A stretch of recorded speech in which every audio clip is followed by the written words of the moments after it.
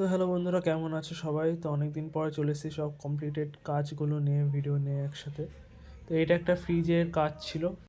এই ফ্রিজের কন্ডিশন খুব একটা ভালো ছিল না, নতুন ফ্রিজ হলেও 1 বছর হয়েছে কিনেছে কি 2 বছর। তো প্রথমত এটা যে কুলিং সিস্টেম সেটা কাজ করছিল না, মানে কোথাও লিক ছিল। তো পরে সেটা আমরা দেখেছি যে ইভোপয়েটার বক্সের ওইখান দিয়ে বা ডিপ ফ্রিজের ওইখান থেকে তোমার লিক ছিল। তো আমরা সেটাকে চেঞ্জ করেছি। তো চেঞ্জ করে আমরা এটাকে ভ্যাকুয়ামে বুঝি, আমরা চেঞ্জ করার ভিডিওটাকে দেখালাম না, অনেক লম্বা যাবে। তো আমরা চেঞ্জ করেছি। নতুনই ফ্রিজ বলতে গেলে একদম 1 বছর কি 2 বছর হয়েছে। আমরা ইভোপয়েটার লাগিয়ে আমরা সব চেক করছি এখন। তো চেকের যে চেক করে লাগানো হয়ে গেছিলো, আমরা তো এখন টেম্পারেচার চেক করছি এর মধ্যে কেমন কী আছে। তারপরে পরে আমরা দেখবো যে আর কোথাও কি লিক আছে নাকি। এটা প্রথম ধাপের আমাদের চেকিং চলছে। ওই জায়গাটা ঝালাই করেছি, এটা কালো স্পট দেখতে পাচ্ছ। তো এটা আমাদের প্রথম পর্যায়ে চেকিং চলছে। তারপরে আরও কোথাও লিক থাকলে আমরা সেটা দেখে বার করার চেষ্টা করব। তো সঙ্গে থাকো, একটু কেটে কেটে ভিডিওটা দেখাতে হবে। তো প্রথম পর্যায়ে চেকিং হয়ে গেছে। তো দ্বিতীয় পর্যায়ে আমরা লিক পেয়েছি। ক্যাপিলারিটাই পুরোটাই চোক ছিল, মানে খারাপ ছিল। তো আমরা ক্যাপিলারিটা চেঞ্জ করে দিয়েছি। আর কন্ডেন্সারের যে মেন পাইপের থেকে যে লাইনটা আসে, মানে কন্ডেন্সার হয়ে যে পাইপটা ইভেপোরেটর বক্সের দিকে যায়, সেই পাইপটা আমরা চেঞ্জ করে দিয়েছি, কেন কি ওইটারও অবস্থা অতটাও ভালো ছিল না। তো আমাদের সব কিছু পাল্টানো হয়ে গেছে, ড্রায়ারও চেঞ্জ করে দিয়েছি, সব কিছুই পাল্টানো হয়ে গেছে। তো এখন আমরা এটাকে ভালোভাবে কভার দিয়ে দিচ্ছি, তারপরে আমরা আবার চেক করব, দেখা যাক কী হয়। তো আপাতত এটুকু, পরে আর একটু দেখাবো। সব কিছু পুরোপুরিভাবে সেট করে দেওয়া গেছে, তোমরা দেখতে পাচ্ছ যে এখন র্যাপিং করা হবে। এবার ভেতরটা আর খুললাম না চেক করার জন্য, আমি কি আমাদের ভালোভাবে ফিটিং হয়ে গেছে। তারপর তো ভ্যাকিউম করার সময় দেখি কি আর হয়, যদি লিক হয় তো আরেকবার খুলতে হবে, বাইরে দিয়ে দেখতে হবে নাকি ভেতরে আর কিছু নেই দেখার মতো। তা আমাদের বাইরে দিয়ে দেখতে হবে যা দেখার। এই র্যাপিংটা আবার খুলতে হবে, যদি আমাদের পরবর্তীতে কোনো সমস্যা হয় সঙ্গে থাকো দেখিয়ে দিচ্ছি।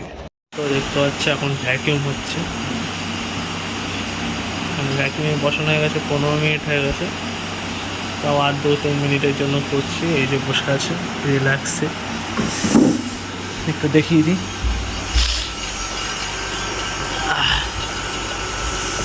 ভ্যাকিউম চলছে, দেখতে পাচ্ছ কাঁটাটা ফোকাস করি, একদম পুরো মাইনাসের ঘরে আছে, মানে ভালো করে ভ্যাকিউম হয়েছে।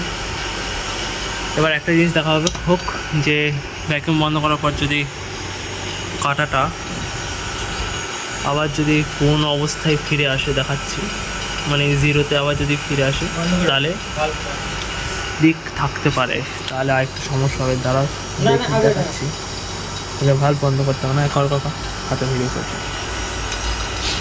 এরপর মেশিনটা বন্ধ করে দেখিয়ে দিই।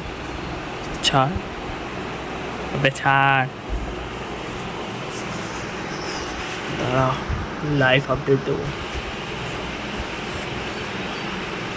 আপাতত জিরোতেই আছে, দেখতে পাচ্ছ কষ্ট করে, জিরোতেই আছে। এবার গ্যাস ক্যান লাগিয়ে গ্যাস চার্জ করা। হ্যাঁ,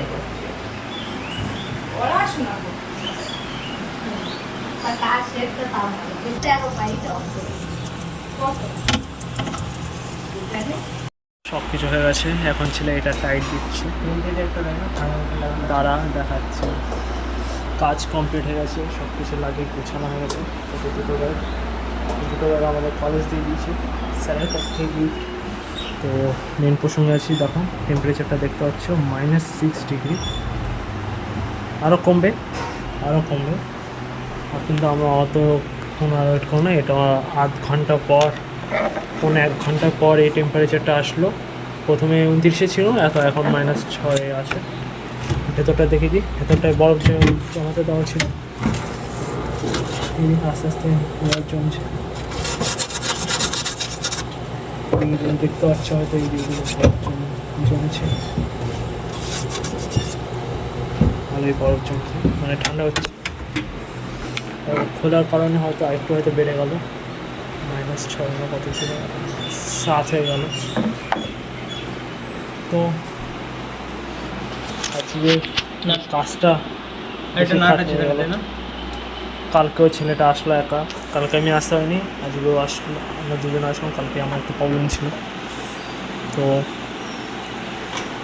আজকের মতো এইটুকুই, দেখা হবে সামনের ভিডিওতে। Over and out.